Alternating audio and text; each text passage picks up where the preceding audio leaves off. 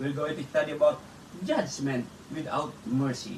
Our text taken from the book of James, chapter 2, verse 10 and 13, chapter 4, verse 11 and 12, then Matthew chapter 7, verse 1 to 6, then Luke chapter 6, verse 35 to 45, and John chapter 7, verse 21 to 24. Again, welcome to Twinville Church of Christ and Friendship Road Church of Christ.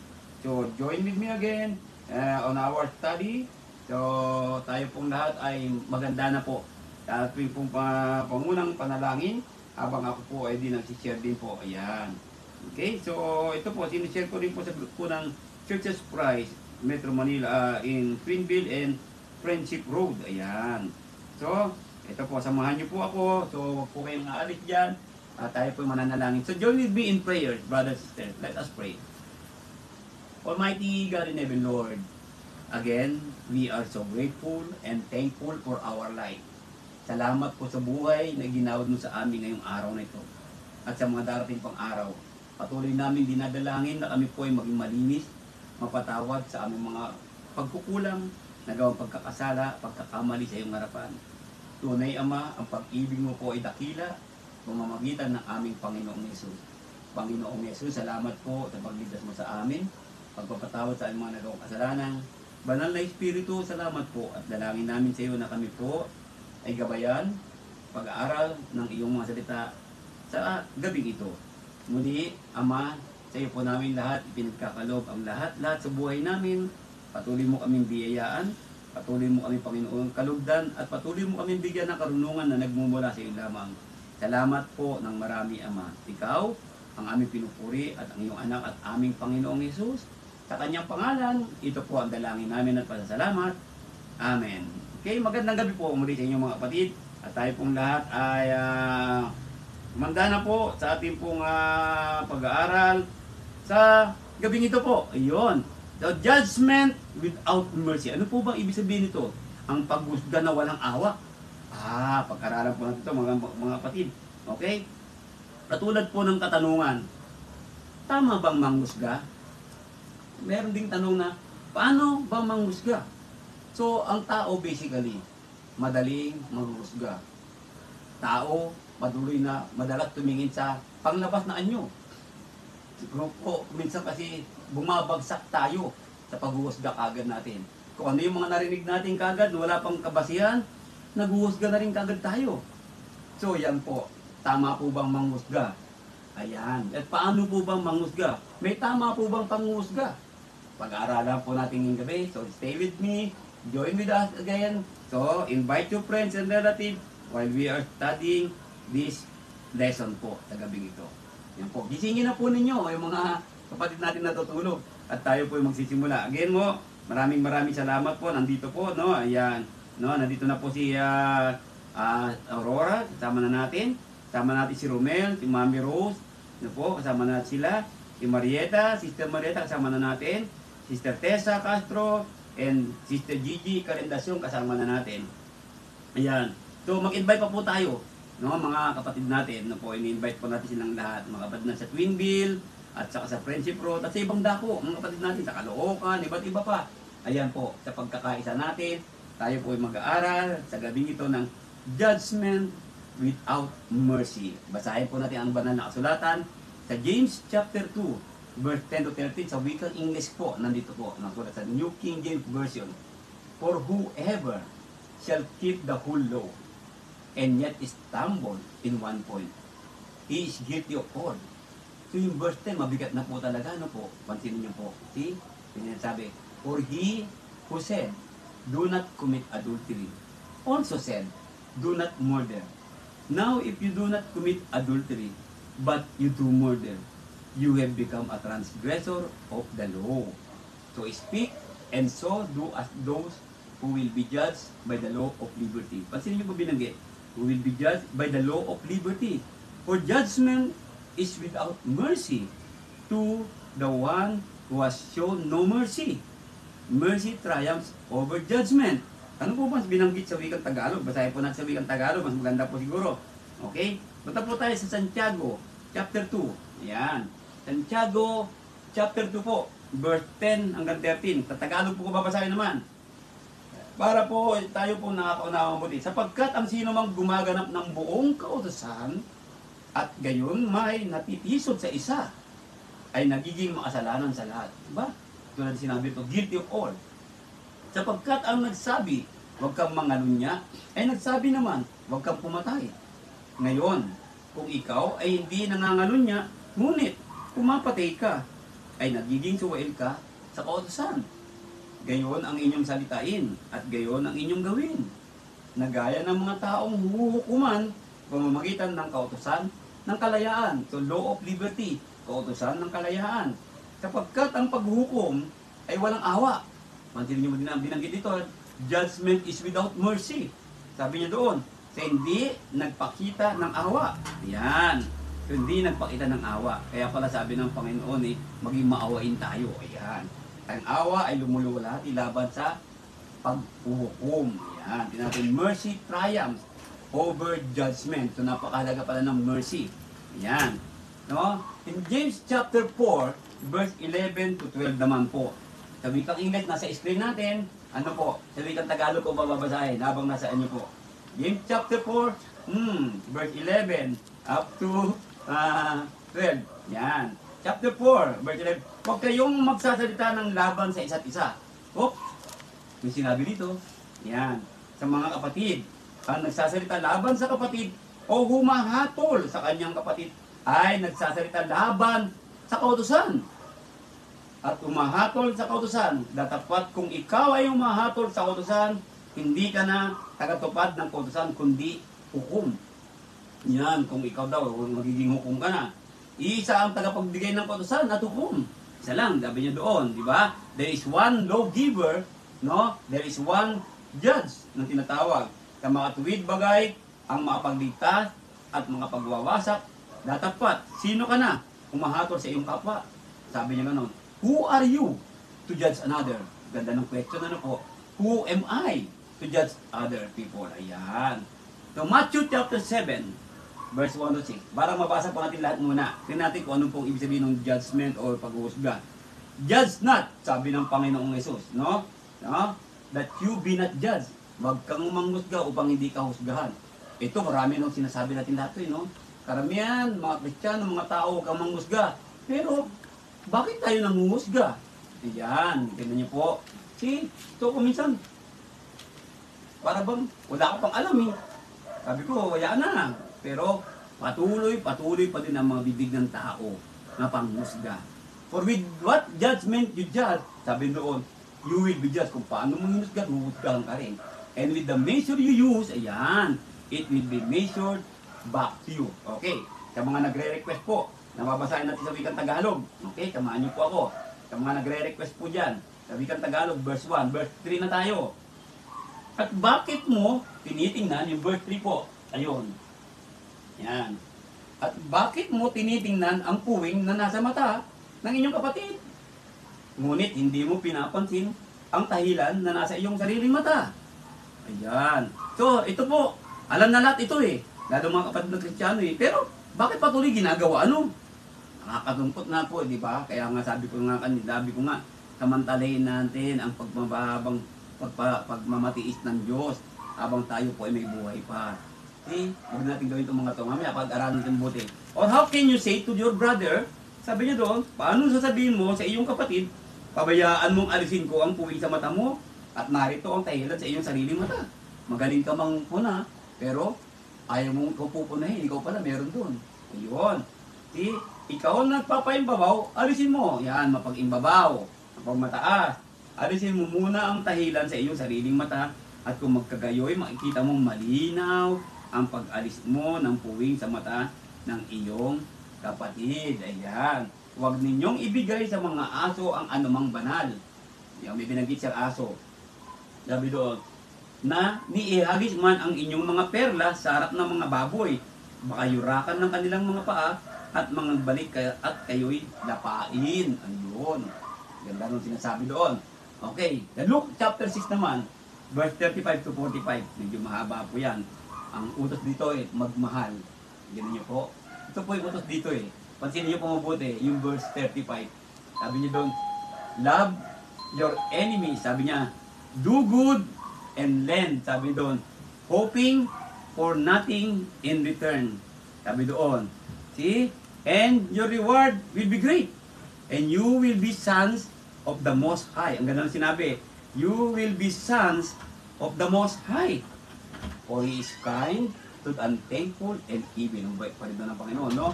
Sabi doon, therefore, be merciful, just as your Father also is merciful. Ayan. Maging maawain ka, katulad ng Ama na maawain. Binanggit ulit niya, 37. Judge not, and you shall not be judged. Condemn not, and you shall not be condemned. Forgive, and you will be forgiven. Give, and it will be given to you. Good measure, pressed down, shaken together, and running over will be put into your bosom, for with the same measure that you use, it will be measured back to you. Ang ganda po ng verse 30, ano po, no? Verse 37, ano po? Pansin niyo mabuti, 37 and 38. Ang ganda po ng pagkasabi ng Panginoong Isus dyan. Nihalo po, ito magandang tanong. Yung bang sinabi sa verse 37, 38, ginagawa po ba natin? Ayan, malalaman natin lahat yan. Ano po? Okay? Ngayon, and why do you look at the speck in your brother's eye? So sinabi ni Kristo kanina Matthew 7, inulit niya sa Luke chapter 6. Ayan din natin babasahin po yan. Tignan natin yan. Ngayon, judgment without mercy. Pok, pok. Kita niyo po ito. Yan po, pok. Yan, sabi doon. If you harshly judge others, then you can expect to be harshly judged by the judge of all. Yun po. Ano ba yung harsh? Ano ba yung Tagalog ng harsh? Yung bang matindi, yung bang paghusga mo? Kung paano ka maghusga sa kapwa mo? Ganon din ang paghusga ng Ama. Ayan. Yun yung binabanggit doon, sinasabi. Okay? So if you harshly judge others, then you can expect to be harshly judged. Expect mo yan.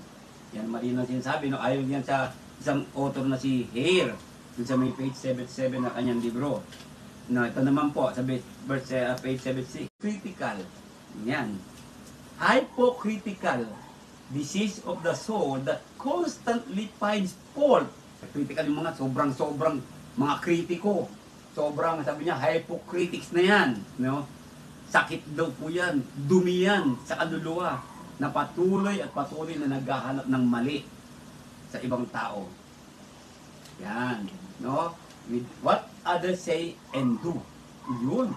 It is the attitude of the critic who arrogantly assume a superiority that entitles him or her to assess the feeling of others. Alam niyo po yung mga kritiko, feeling kasi nila sila yung magagaling. Ano po? Kaya tanong po, masama po ba mag-critics? Ayun. Kaya binanggit niya, hypercritical at hypocritical. Mga kapatid, nasusubaybayan niyo pa po ka dyan. Ano po, pansinin niyo po mabuti. So, lahat tayo dito nagigilty, no? Ayan, maganda po ito eh. So, tanggapin po natin to ha. Pansinin niyo po. Kasi tinabi nito arrogantly, mayabang. Kala mo, siya yung may alam, may sikat. Yan po yung mga hypercritical. Ano mo yung konting mali mo lang ba? Pupunayin ka na kagad. Parang feeling magagaling. Hindi ba? See? So, yun nangyayari. Parang sinasabi po ng mga yung bond paper, hindi nakikita yung buong puti. Ang nakikita yung dumi. Tignan niyo po. Yun ang nangyayari, Para bang preacher, galing, ganito, ganyan. Ginagawa. Tapos, konting mali lang, kumakapo na sila, kala mo. Ayun mga problema dyan. Kaya, ganda po ito eh. Judgment without mercy. Ayan. Samahan niyo po, maganda po ito. The law of charity, ayan, requires us to put the best construction we can on doubtful action. Ano ba yung law of charity? Law of love, batas ng pag-ibig. And never without proof ascribe good one to evil principle or motibo. Ayan. We are not to close our eyes to sin or wink at sin. Tignan niyo po. Dapat daw po bukas lagi mata natin. Kasi minsan sinasarado natin ang ating mata sa mga kasalanan. Okay na yan. Ganun na nangyari. O kaya, nagwiwink o kinikindat na natin ng kasalanan. Ibig sabihin, nagpaparticipate tayo ng konti. Pero mali din daw po yan. But it is also wrong to hunt for something to condemn and seize upon every trifle and magnify molehills into mountains. Tignan niyo po, yung maliit na kasalanan, pinapalaking ginagawang bundok. Kaya po, tinan mo po, mali po yun, yung maghahanap ka ng mali sa isang tao. Mabuti ito, mamaya-maya. Ayan. In John chapter 13, sabi doon, the praise the law of love gets at this close relationship when Jesus spoke to his disciples sa upper room before he was arrested and crucified. He said, a new commandment I give to you. Sabi doon, that you love one another. Ito, sinasabi natin, nagmamahalan tayo, mahal natin lahat. Pero, totoo po ba mahal natin ang ating kapwa? Totoo ba mahal natin ang kapatid natin? Yan. Paano kung kapatid mo gumagawa ng mali? Mamahalin pa rin po ba ito? Yan mga ganyan mga tanungan. Mamaya malalaman natin po yan. Yan lang po kayo. Ayan, katulad ng pagmamahal ko sa inyo, pagmahalan kayo, sabi ng Panginoon. Sometimes, when people talk about the law of God, they will point to this word Jesus spoke in the upper room with his disciples in John chapter 13. Sinasabi po na, pero di naman ginagawa. Ano po? Ayan. The essence of God's law, batas ng Diyos, is His love, ang kanyang pag-ibig. Ako yun naman talaga po eh. Kaya po, yung mga sinabi kanina, no, sa binasa natin kanina ng scripture, James chapter 2, Matthew chapter 7, Luke chapter 6, ayan mga bayan, no, hindi na tayo maghuhusga talaga eh. Hindi nga nandito po. Yan po ang essence ng batas ng Panginoon, ng pag-ibig. Ayan. Ngayon, James chapter 4:11. Wala tayo ngayon doon. Do not speak evil of one another. Brethren, period. Huwag daw magsalitaan ng masama. At teka, ano ba yung magsalitaan masama? Yan niyo po. See? Marami no. Yan. Yung bawa chismis, kritiko, maganong bagay, di ba? He who speaks evil of a brother and judge his brother speaks evil of the law and judge the law. Tingnan niyo po, nilalapastakan niya, binabastos niya ang batas, ayun po, ano? At hinuhusgahan niya na ang batas. Nino? Batas ng Panginoon. So, sino hinuhusgahan ngayon? Kaya po malinaw ang utos po ni Santiago eh. Huwag kayong magsalitaan ng masama laban sa bawat isa. Ayan, yan po batas talaga sa loob ng kongregasyon lalo-lalo na dapat po wala yan. Brethren, dapat tayo mamuhay ng sama-sama na may pag-ibig at harmony. Kumakanta tayo, I stand in hope of you. Pero, di naman tayo nakatayo lahat. May mga nakaupo. Tingnan niyo po, may mga nakahiga. Dapat pa sinabi, stand in awe, lahat tayo nakatayo lahat. Ibig sabihin, sama-sama tayo nagkakaisa. We live together in love and harmony. Yun yung po sinabi sa awit. Ano po? Awit chapter 133 verse 1. Masdan ninyo ng pagkabuti at pagkaligaya sa mga magkakapatid na magsitahang magkakasama sa pagkakaisa. Exclamation point. Ang ginamit po ng author ng David. So, sa madaling salita po, yan po talaga ang dapat sa atin. Nagkakaisa tayong lahat. But the problem today, sabi nga, bakit maraming hindi nagkakaisa? Bakit may mga iba't ibang kongregasyon? Ano ba ang tamang kongregasyon? Ano ba yung tamang iglesia? Ayan po, kasi po iniiba-iba ng tao eh. Dahil nga sabi ko nga, isang kanina nagkakausap po, isang nagtatanong, excuse me, yung pride kasi, nagmamataas eh, feeling nila sila yung may alam. Diba? So yun na nagiging problema eh. Kahit sa loob ng iglesia, sa kapatiran. Kaya sabi niya, mga kapatid, sabi doon. Kaya sabi ni David, napakaganda. Napakaganda naman po talaga ng pagkakaisa, di ba? Sarap tingnan. Magkakapatid, di ba? Walang nangyayaring sigalot, walang nangyayaring kampi-kampi, walang nangyayari po na tinatawag na division. Napakaganda po. Sabi, dahil po yun po ang panalangin ng Panginoong Isus that they will be one. Sabi nung, you and my Father, I am, sabi niya, we are one, sabi niya doon. Okay, ngayon, yet, as seen in chapter 3 of James verse 14 at chapter 4 verse 11, ano po nangyayari? Bakit nagsasalitaan ng kasamaan sa bawat isa? Dahil sa kamunduhan and ungodly wisdom. Ano yung ungodly wisdom? Yun niyo po, ayan. Kaya nga po may Bible eh. The Bible is the heavenly wisdom. Pero when man, yun niyo po, when the man continue to interpret the Bible with his own motives, then that it will become ungodly wisdom. Ungodly wisdom still has too much influence in the lives of Christians today. Do you agree with that? Di ba? Agree po ba kayo mga kapatid? Totoo po yun na tinatawag natin. Ano po? See? Kung titinan natin sa gabing ito, yan po nangyayari. Ano po? Malakas pa rin ang impluensya ng kamunduhan at ungodly wisdom doon sa loob ng iglesia. Yan po na isang bagay na nakakalungkot. Ano po? Sabi niya doon. Tignan niyo po sinabi ni James. Ngunit kung kayo'y mayroong mapapait na paninibugo, ayun, envy, no? At pagkakampi-kampi sa inyong puso, ay huwag ninyong ipagmapuri at huwag magsinungaling laban sa katotohanan. Ito po yung nagiging problema talaga eh. No? In my mission, in my Christian life, for more than 30 years, yun niyo po, nakikita ko na lahat ito eh. Sabi nga nila, may kasabihan nga po, ito maganda. Sabi niya, habang tumatanda ka daw, gumagwapo ka. Totoo po ba yun? Ngayon po, habang tumatanda ka naman po, nagkakaroon ka ng tunay na pag-unawa.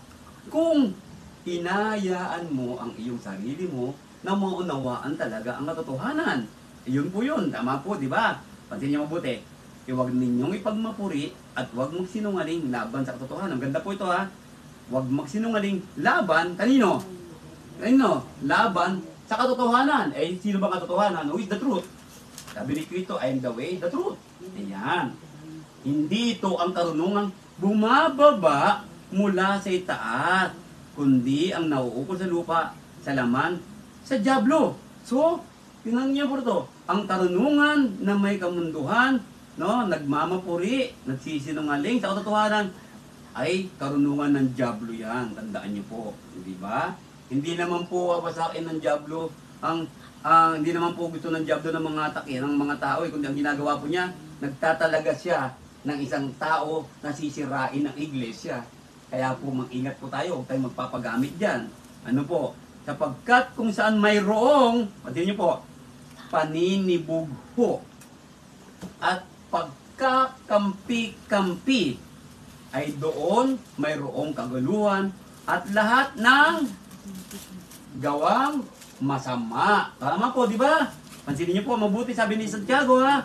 Di ba? Kung may ano ba yung paninibugo? Envy. Ano ba yung envy? Inggit. Ano niyo po, yan po nagiging problema, kaya naghahanap ka ng critics sa kapatid mo eh. May inggit kasi, di ba? Kung titignan natin, ano po, may inggit. Yan. See? Kaya po maganda po ito sinasabi sa ating mga kapatid, no, nakakatuwa po ito. Ayan. So, nandito po tayo ngayon sa ating pag-aaral. Ano po? Meron po tayong viewers na 23 na nandito po nakikita ko. Ayan, okay? Ngunit ang karunungang buhat sa taas, ayun. Yun po dapat ang hanapin natin. Ano po? Ang una-unay malinis sa mapayapa. Yun niyo po. Kaya nga walang pagkapatid, peaceful eh. No? Banayad, ayan. Madaling panaingan, madaling maunawaan. Puspos ng kaawaan, full of mercy. Yan. At ng mabubuting bunga. Pansinin niyo po, mabubuting bunga. Walang inaayunan. Ayan, mga kapatid, take note. Church leaders, take note. Walang inaayunan. Tingnan niyo po, ay meron pala. Ang ayunan natin, ang katotohanan lang. Ibig sabihin nito, wala kang inaayunan kapatid. Kundi kayong magkapatid, umayon kayo parehas sa salita ng Diyos lamang sa katotohanan. Huwag mong aayunan ang kasamaan. Huwag mong kikindatan, huwag mong sasarado mata mo sa kasalanan. Sabi kanina, walang pagpapaimbabaw. O yun. At ang bunga ng katuwiran ay natatanim sa kapayapaan sa mga nagsisigawa ng kapayapaan. Yun. Ganda no po mga kapatid. Ganda ng James chapter 3. No? Sana po naintindihan lahat ito. No? Lalo-lalo na po mga ngaral. Ayan. Pansinin niyo po mabuti. Okay? The heart, when governed by worldly wisdom, kapag ang puso, isip at puso, pareho lang po yan. Ito ay nasaklawan ng maamundong karunungan. Ito daw ay madalas nag-express ng sarili niya ng ungodly speech and action. Kaya po nasisira ang mga bagay-bagay dahil po na-govern na siya. He was totally governed by worldly wisdom. Nasakupan, nasaklawan ang kanyang isip at puso. Kaya paano nga po ba nangyari yan? Kapag ipinipilit mo na ikaw ang tama. Kaya nga sabi ng Biblia, sabi ni Santiago, accept the word of God with meekness. By this, you will save your soul. Ayan. Tignan niyo po. Tignan niyo pa natin mabuti. Ayan. Yung sinabi si James chapter 3, verse 1 to 13. Ayan. James chapter 1, verse 1 to verse 26. Ayan. Okay. Do not speak evil of one another. Teka. Literally po, speak not once against another. Literally po yun. Huwag kang magsasalita laban sa isa't isa. Oh, kasi nga po siya eh. Kasi yan, ganyan eh. Tingnan niyo po, yan, may magbintang, yung mga bintangero, bintangera, yan, chismosa, chismoso, yan, yung mga backbiter, talikod, pagkaharap, maamong tupa, pag sa likod pala, lobo, ayan, tingnan niyo po, yung mga ngaral na mababait, pero sa loob pala, lobo, anyong lobo, anyong tupa, pero sa totoo pala, lobo, yung mga mananakop ng kapatiran, yan. Yung mga naggagawa, nagkikreate ng bahagi o pagkampi-kampi ng mga namumuno sa iglesia, yan ang pinakamasama sa lahat. Kung kayo'y namumuno, huwag ninyong gagawin yan.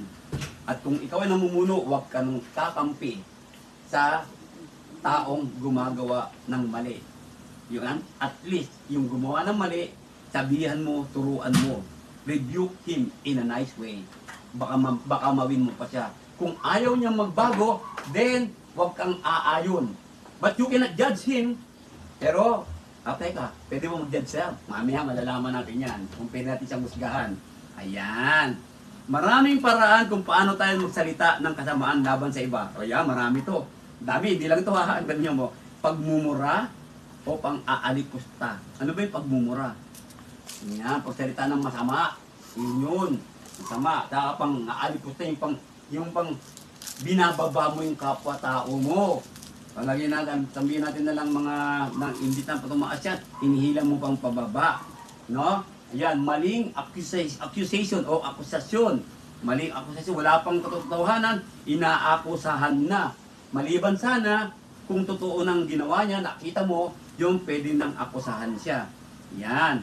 By criticizing sa lahat ng ginagawa, lahat na lang ng gawin, kapatid, kini-criticize, konting pagkakamali na ng salita, mali yun, yun kagad, feeling mo, ikaw yung magaling. Maraming ganyan.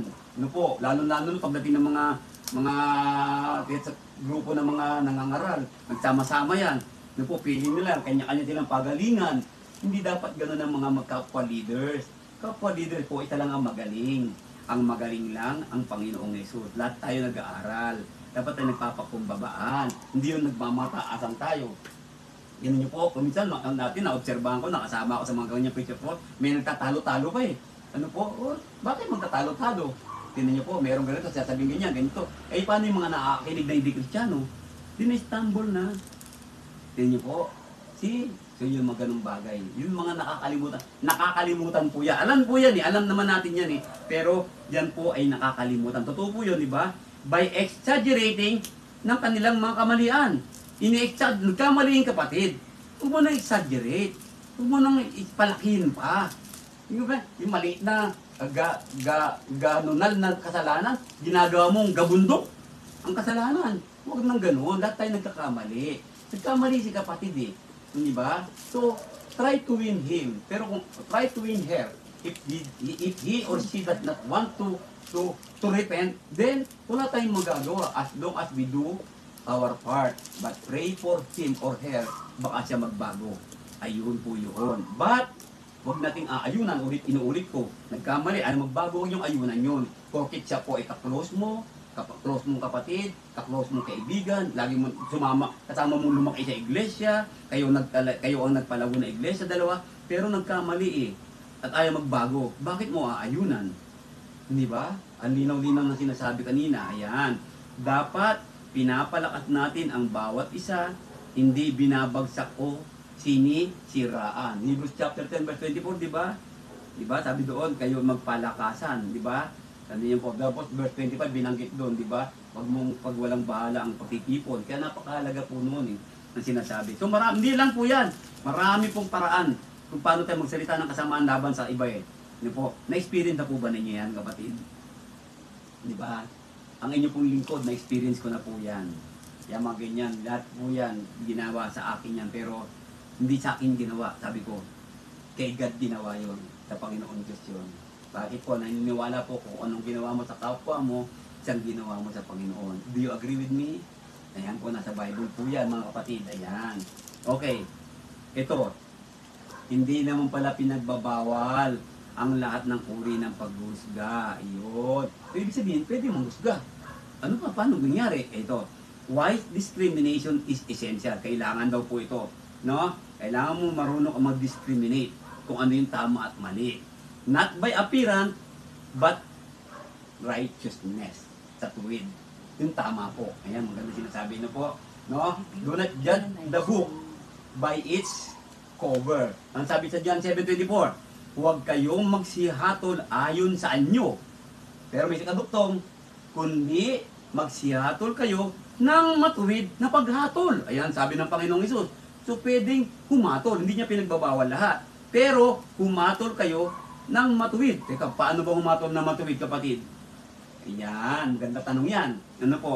Scriptures require that we distinguish between right and wrong, truth and error, good and evil. So, we have the Bible. May Bible tayo mga kapatid, di ba? Alam natin kung ano yung tama at mali. Alam natin kung ano yung katotohanan at mali din. No? Alam natin kung ano yung mabuti at kasamaan. Alam natin lahat yan eh. Imposible hindi mo alam yan eh. Maliban ng bata. Ay ba, tanda na tayo, kapatid. Lalo-lalo na kung tayo ay matagal na sa iglesia.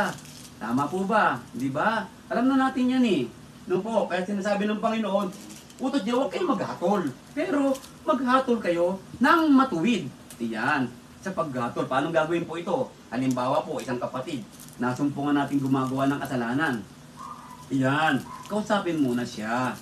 Kausapin siya mabuti, ganito mga bagay nito, at paliwanag sa kanya yung kanyang pagkakamali. Pero kung siya ay ayaw tumanggap, at siya ay nagmamatigas, sasabihin ito sa iba pang kasama. Pupuntahan siya, kakausapin ulit siya. At kung ayaw po niya magbago, ito po ay isisiwalat na doon sa kongregasyon kung saan siya nakaanib. At doon po ay sasabihin ang kanyang pagkakamali. Si kapatid ayaw po ng magbago. Pero ito po ay masusing paraan, na masusing proseso po ito ha. Kaya nga sinasabi, huwag basta-basta maghusga eh. Di ba? Yun po yung sinasabi na huwag kayong magsiyato. Kasi minsan tayong kritiko. Yung binabanggit kanina, huwag tayong maging kritiko. Ito, musga kagad tayo. Hindi po.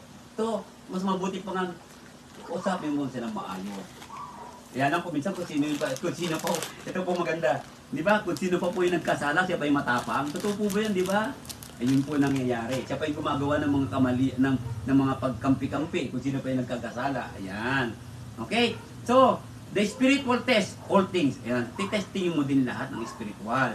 Sabi dito sa 1 Corinthians chapter 2, verse 14 to 15. Ngunit ang taong ayon sa laman ay hindi tumatanggap ng mga bagay ng Espiritu ng Diyos. Ito po yung sinasabi ko.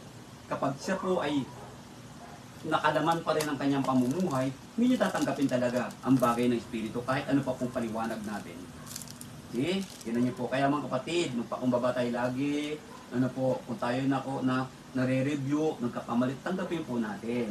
At yung mga nagre-review naman po, huwag kayong masyadong harsh. No po, huwag kayong mag-judge kagad basta-basta.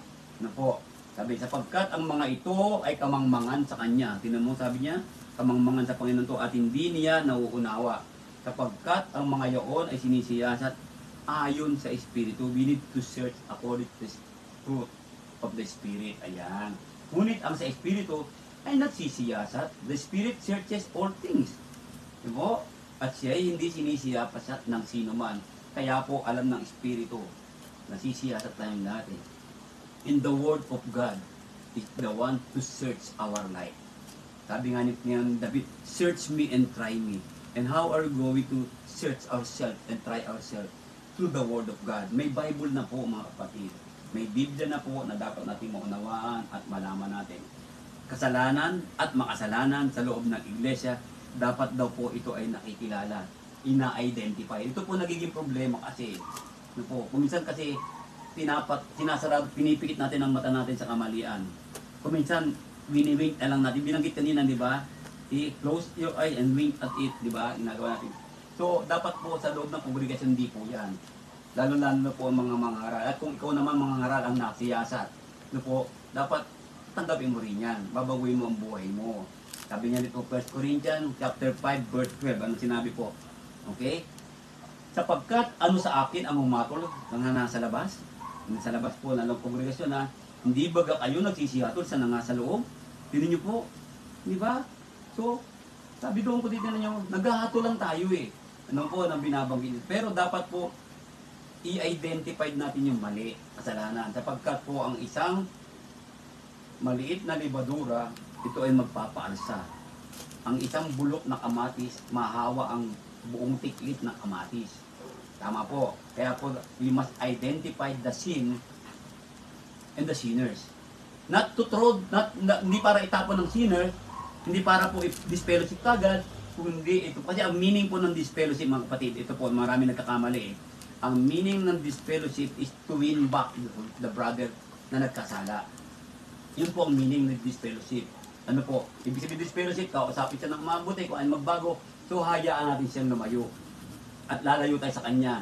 In order for him or her to realize, wala na akong kakampi. Ano pong gagawin ko? So, ma-realize niya ang mali niya. Like the prodigal son. Tama po, mga kapatid, di ba? Tama po, yun po yung sinasabi doon, no? If you don't agree with me, then message me po at tayo po mag-aralan. Baka po nagkakamali din po ako dyan. Ayan. Okay? So now, in Romans chapter 16 verse 17, we must take note about it. Ngayon, pinamamani ko sa inyo. Now I urge you, sabi niyo, brother, sabi niya, tandaan ninyo yung mga pinanggalingan ng pagkabahagi. Remember those, sabi niya, the pinanggalingan ng pagkabahagi. Where does division come from? Where does division come from? Sabi niya, remember it.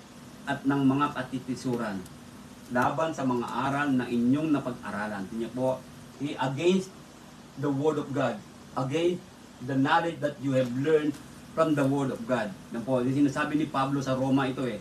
Tingnan po, at kayo'y magsilayo sa kanila. Tingnan po mabuti ha. Okay, in English version, basahin natin. In English version, okay, tingnan niyo po, Romans chapter 16 verse 17. Let's read on English version. Okay, Romans 16 verse 17, tinan niyo po ang sinabi. No? Now I beseech you, sabi doon, brethren, mark them, which cause division and offenses, contrary to the doctrine, ng laban sa mga turo ng Panginoong Hesus. Sabi doon, which you have learned, ito mabuti. Ito po, in our life, in a Christian life, sometimes we disobey the commandment of Paul here in Romans. Sabi doon, and avoid them. And we don't avoid them. We don't even correct them. We don't even rebuke them. So what will happen?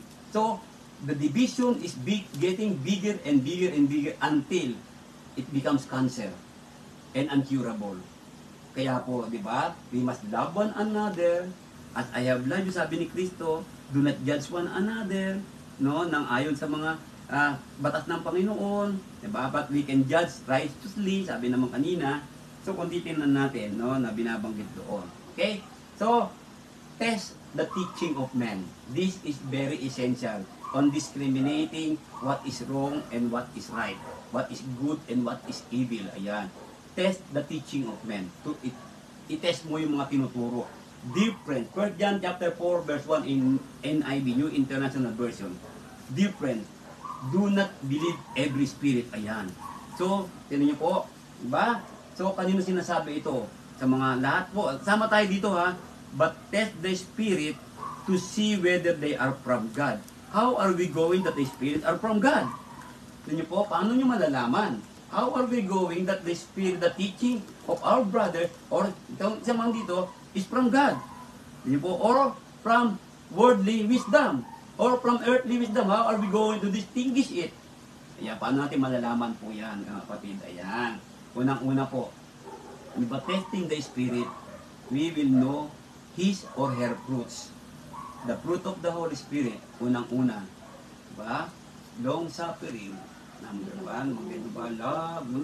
Nine yan eh. 9 fruit of the Holy Spirit. No, dapat po, we must continue to strive ourselves to bear that 9 fruits of the Holy Spirit. Magsikap po tayo. Let us strive. Do our best.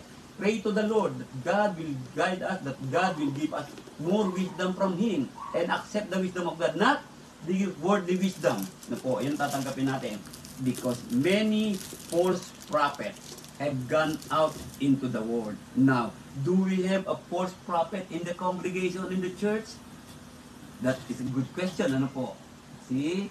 Kaya nga po sabi kanina ni John told us to test the spirit. Baka po, sometimes baka we have already false prophet, false teachers, no? In the church, especially the church leaders. Ayan, tingnan po natin mabuti. Let us check ourselves. Ano po, do not judge harshly. Ayan, binabanggit doon.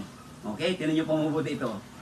In Matthew chapter 7 verse 1 to 6 and Luke chapter 6 verse 35 to 45, yung we read that scripture earlier, no po. Okay, tingnan nyo po. Hindi madalas tayo yung, meron kang dumi sa mata, you have dirt on your eye, pero ikaw pala meron. But you do not see yourself first. Tingnan po. Look at your first. Look at yourself first before judging other people, before judging your brother, sister. And do not be hypocritical. No, do not be hypercritical, mga kapatid. No, kuminsan nagiging critical tayo sobra. We are so much critics. Instead of love one another, Jesus told us, Jesus command us. No po. Sometimes we are just, tingnan niyo po, you have a big log on your eyes. And sometimes you are just like a dog or a pig or a wolf. Tingnan niyo po. See? Basahin natin mga kapatid ulit ha. Let us read this. In Matthew chapter 7, okay, join with me again ito mga kapatid. Maganda po ito eh. Balikan natin. Let us go back in Matthew chapter 7. In verse 3, sabi doon, no? And why beholdest thou that more that is thy brother's eye? But consider not the beam that is in the own eye. Hindi mo naman pinapansin no? Nasa mata mo. And verse 6, sabi niya, give not that which is holy unto the dog. Huwag mo ibigay yung mga banal do sa aso. Hindi ba? Tapos sabi niya doon, sabi niya pa rito, di ba? Huwag mo daw ibigay, neither cast your pearl before swine, sa mga baboy. Yun, pig. And then yung Matthew 7, verse 15 to 20, sabi niya ito, ano niya po, verse 15, beware of false prophet which come to you in sheep's clothing, but inwardly they are ravening wolves. Now, brothers and sisters, be careful. Let us test the spirit, as John told us, because we might have this in the congregation.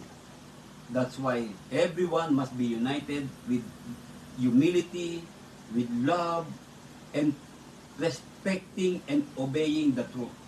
Dapat po yun. Dapat in order to avoid it. Now, sino nagsasalita ng masama sa kanyang kapatid? He who speaks evil of a brother and judge his brother. Ayan. Sino yan? Tingnan natin. Many in our day are opposed to moral and theological absolute.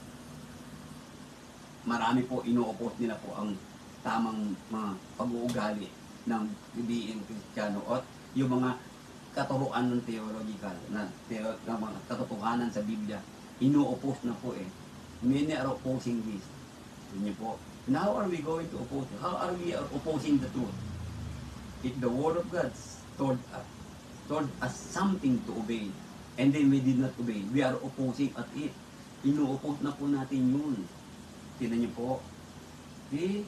The Word of God said, do not envy. That is moral. But we envy. Tingnan niyo po. See? So yun po nangyayari. And then, it is not unloving to call sin, sin. Tingnan niyo po. Sabi niyo, it is not unloving, sabi niya po, to call sin, sin. Nagkamali na yung tao eh. Diba? Nagkasala siya eh. Sinners must always be, muli natin teach them how to repent and love them. Hate the sin, but not the sinners. Tandaan niyo po mga kapatid, mga bagay na ganyan. But if the sinner does not want to repent and does not want to change his life, does not want to bring Jesus again in his life, then that is his problem. We can judge him righteously in accordance to the Word of God, not according to our own principle, not according to our own wisdom, but through the wisdom sa karunungan ng Diyos. Okay? See? Titignan natin.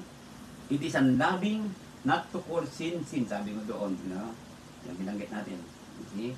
Hindi natin. Leviticus chapter 19, verse 17 and 18. Brothers and sisters, okay, yung po kayong alit. Let us continue to watch this. Let us continue to listen. Okay? Okay. You shall not hate your brother in your heart. Uy! You shall not hate your brother in your heart. Ang ano mong isabihin nito, huwag kang magtanim na ng galit sa kapatid mo. Pero sabi niya, tanin niyo po, you shall surely rebuke your neighbor. I-correct. Ibig sabihin, rebuking is correcting. And not bear sin because of him. Na huwag kang magkasala dahil sa kanya. Yun yung sinasabi. You shall not take vengeance. Ni huwag kang magiganti. No? So, araw ka din. Mali po yun. Nor, napag-aralan natin, di ba? We studied that before. Nor bear any grudge against the children of your people. No? Huwag kang magtatanim ng galit. Yung bang pag yung bang sabi na when your sin was exposed and you got angry with the brothers and sisters, the whole congregation, gagalit ka na, and you will curse the leaders, those who are obeying the truth, and you will curse the whole congregation na. So yun po yung mga mali. So po, but you shall love your neighbor as yourself. Look at the note. I am the Lord. If God is your Lord, then we must obey Him. We must not judge according to our own principle. We must judge righteously according to the Word of God. Judgment without mercy, it is always wrong to judge. Lagi pong mali yan. Paano nagiging mali? If we judge presumptively, if we judge hastily or rashly, if we judge unmercifully, if we judge magisterially, if we judge hypocritically, if we judge unlovingly, yan po ang mali na paghuhusga. But if we judge with love, according to the Word of God, according to the righteousness, then, okay po yun. Diba? See, inuhusgahan natin ang mali para itama. We judge the evil one, or we judge the wrong in order to correct it. Yun po yung ibig sabihin do. Pero dito po, huwag kang magustuhin niyo po, look at the face of this judge. Diba? Dahil kagad, yan ang mga mukha natin pag nag-judge tayo. That is our face when we judge somebody. Humahaba yung mga nguso, ganun. Ayan, mali, ang daming ganyan. So po, meron naman, ang bait-bait na itsura. Nakatalikod. Pag nakatalikod, no? Pag nakatalikod, ganun, no? Nakakalungkot po yun, mga kapatid. Ano po? Yan. Why is blunder and judge others? Yung paninirang puri. Yan, maraming ganyan. Bakit naninira at naghuhusga? Because of our own iniquity. Tayo mismo may kasalanan eh. Kaya mismo yung kasalanan natin, ayaw natin aminin. We don't want to accept our sin. Then, we judge. Then, we slander. Ano po? Because of self-righteousness, ako yung magaling. Ako yung matuwid. Yun na nangyayari, kaya tayo naghuhusga eh. No? There is no one righteous. Only God is righteous. But we need to be righteous in according, in obeying, in following Jesus our Lord. Ayan. Because of a lack of knowledge. Yun. Kuminsan kasi wala tayong alam. Ano po? Di ba? Ayaw nating alamin. We don't want to learn more. We don't want to understand the Word of God. That's why when we come to something, to some bagay, then we slander, we judge because we are lack of knowledge. Because of our insensitivity. Ayun. You see? Yun po mga bagay na makikita natin sa ating pong pag-aaral sa gabing ito po. Ayan. No? Hindi ko na binabasa mga scripture. Nabasa natin kanina yan. Those scripture, we read it before. Okay? Now, 50. Ito po, maganda. Yan. Speak evil of the law, judge the law. Nagsasalita tayo ng masama laban sa batas at hinuhusga natin ang batas. Yun. Ito ang batas ng Panginoon. To condemn, belittle, or discard others as insignificant. Our action assert the law is wrong. Tignan mo po, sinasabi mo na ngayon mali ang batas. Di ba? Kapag ipinipilit mo ang iyong kasalanan na ito ay tama, if you are insisting that your sin is correct, ano po, if you are insisting even you are wrong, and you know that you are wrong, and you are insisting that you are right, then you are judging the law. And then you speak evil sa batas. Nagsasalita ka ng masama sa batas ng Panginoon Diyos. Ayan. No? Tignan natin. Tignan niyo po mabuti.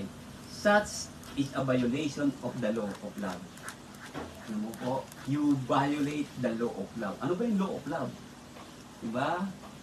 Diba? Alam niyo kata, there's a rainbow of love shining through. Diba? Ganda ng kantang yun, diba? So, tignan niyo mabuti. Such is a violation of the law of love. Binaviolate natin ang batas ng pag-ibig. Ano ba yung batas ng pag-ibig? Love one another as I have loved you. Diba? Love God with all your heart, with all your soul, with all your mind. That is the first commandment. Diba? Love your neighbor as you love yourself. And a new commandment I given to you. Love one another. To be unmerciful in our dealing with others is to claim we do not need the mercy of God. Hindi ko na kailangan ng awa ng Diyos. Yan po nangyayari di ba? Kasi wala kang awa You are too much critical, hypocritical, hypercritical, di ba?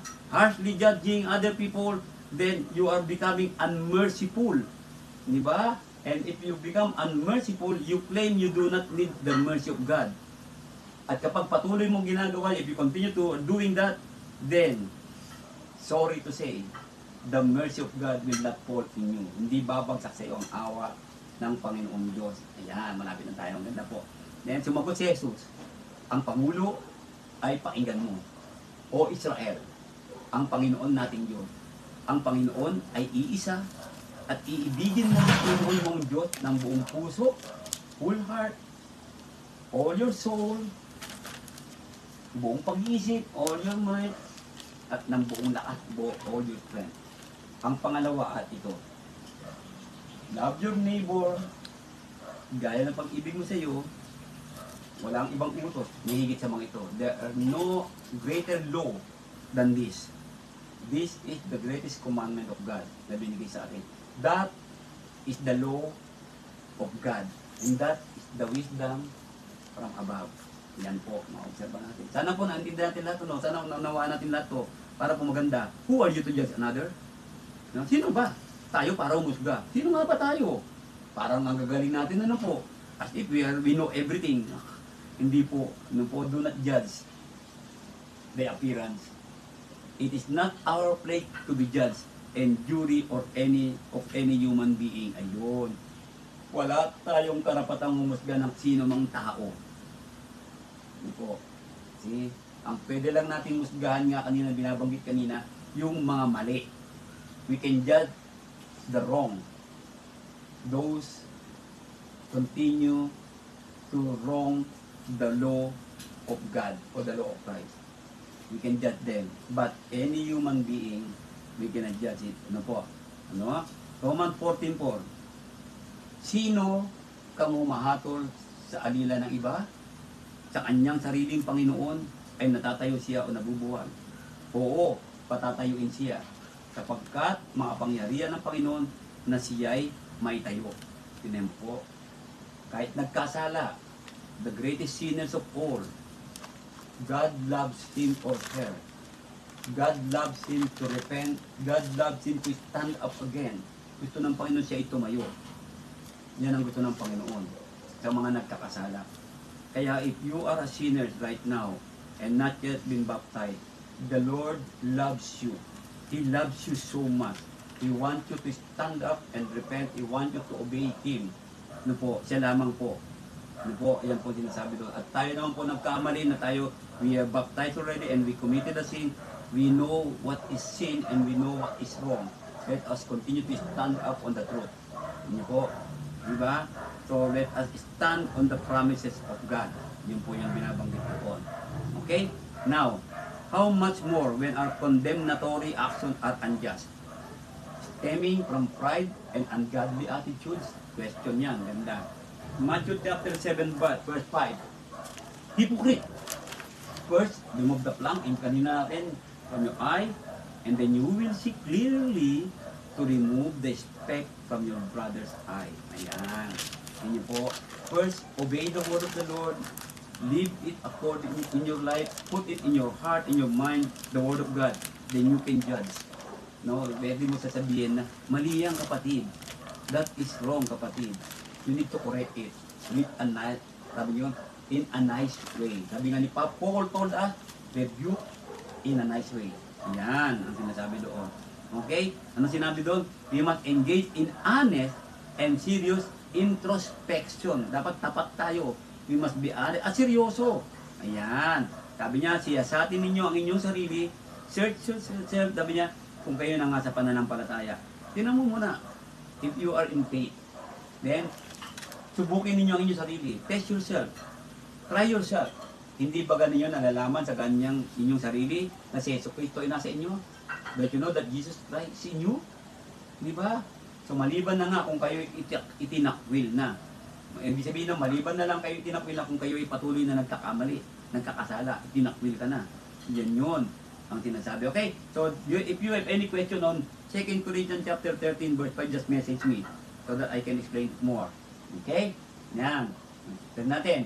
Yan, correcting our own sinful action and attitude so we can effectively help others. Now, how are we going to correct our sinful action? We must be honest, serious, and humble sa sarili natin in order for each one of us to correct ourselves. Tandaan niyo po, accept the Word of God. Tandaan niyo po, the Word of God is sharper than any double-edged sword. It penetrates. If we truly obeying, following the Word of God, then we can understand. Ayan. Yan binabanggit. Yan po. Mga kapatid, kung sino man masumpungan, ano man pagsuway, yan po, kayong mga espiritu at inyong panumbalikin ang gayon sa espiritu ng kaininan. Yan po, humility. So, balik natin sila ng pagpapakumbaba na inyong pagwariin ang inyong sarili. Sabi doon, baka ikaw naman na may tukso. See? Kaya dapat po, we are in the truth. Yan po, baka naman ikaw ay bumigay. Baka ikaw magalit ka. Hindi dapat yun. Magdalahan kayo ng mga pasanin sa at tuparin ninyong gayon ang kautosan ni Kristo. Bear you one another's burden, sapagkat kung ang sino man ay nag-aakala na siya ay makay kabuluhan, bagaman siya ay walang kabuluhan, ang kanya sarili ay dinadaya niya. No, huwag natin dayain sarili natin. Ano po? Yan. Yan sa may first Galatians chapter 6 verse 3. Okay? Now, yun natin. Okay? We come now to the conclusion. We need sufficient humility to deal patiently with others. Kailangan po tapat na pagpapakumbaba, sapat na pagpapakumbaba kailangan natin. Huwag masalita na masama tungkol sa kanino man, na huwag makipagtalo, yun, huwag makipagtalo, kundi mapakahinhin at mapakahinahon sa lahat ng mga tao. That's why I'm avoiding this yung bang ulit discussion, yung bang nagtatalo-talo, o tawag natin debate. No, I don't agree with that. No, I avoid it. Mas mabuti pang wag na. Sapagkat tayo rin naman ang unang panahon ay mga mangmang. You see? Huwag mo sabihin, marami kang alam. No, don't tell that you have a lot of knowledge and you have a superior. No, tandaan mo, dati ka rin walang alam. Before. Di ba? Mga suwail, mga nadaya, na nasipaglingkod sa sari-saring masamang pita at kalayawan. Katulad natin din sila. Dati rin tayong makasalanan. But we are so blessed. We have been forgiven. So let us continue, stay to be forgiven. Di po, huwag natin sayangin ang kaligtasan. No? Sabi ko nga, di ba sabi ko ganun, samantalahin natin ang pagiging matiis ng Panginoon Diyos. Sabi doon, alala niyo yung posto doon. Yan, with love and mercy, with knowledge of God's law, with knowledge of circumstances, with substantial evidence, without prejudice. Walang prejudice. Ayun. Yan. No, with the understanding that whatever standard I use to judge the action of others will be used against me. Yun. Kung ano yung ginawa mo, yun din gagawin sa iyo. In all our dealings, sabi doon, in all our dealing with others, we need to remember we are not to be the agent of the Lord's judgment, but of His salvation. We are an agent of God's salvation. Tandaan niyo po, the Lord is the one who will judge. The Lord is the one who will judge, not us. We are an agent of His salvation. So let us share the Word of God and save more people. Ayan. The judge is coming. Tandaan niyo po, the judge is coming. Ayan. Truly at the times of ignorance, God overlooked, but now commanded everywhere to repent. Ayan, kasama tayo dyan. No? Everywhere to repent. Ayan. He has appointed on a day. Ayan, darating po, may araw po. No? Sa gabing ito po, no po, no pinag-arating. Kaya let us take advantage on God's long suffering. Mga kapatid, let us continue to repent of our life. He knows our sin, He knows our capabilities and shortcomings, He knows our heart, our motives, our thoughts, our attitude. Do not forget that. Now, do you need the Lord's mercy and forgiveness? Yes, I need the Lord's mercy and forgiveness. Tandaan niyo po yun sa buhay natin. Let us always remember this. God, Jesus, knows you. And He is coming again to judge. To judge the whole world, to judge us. To judge the congregation. We all need Lord's mercy. Huwag mo sabihin you don't need Lord's mercy. You need mercy of God. Yan. Sa mga hindi pa naging Kristiyano, those who are listening right now, not yet Christian, here, we need to hear, you need to hear and believe and obey the gospel. Ayan, no? And follow the Lord. Ayan, tayo pong lahat. Okay? Kaya, thank you po sa inyong lahat, mga kapatid. No po? See? Yan, James chapter 2, verse 12-13. So speak and so do as those who will be judged by the law of liberty.